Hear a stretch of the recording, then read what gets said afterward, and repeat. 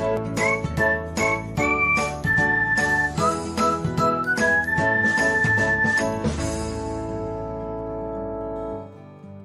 everyone, welcome back to another episode of Technologyglance. Today in this video, I am going to guide you through how you cannot get notified when your posts have been viewed on Likee. So let's get started. Firstly, open Likee app in your device. Then tap on profile icon. Next tap on three dots icon. After that tap on settings. Then tap on notifications. Then scroll until you find views.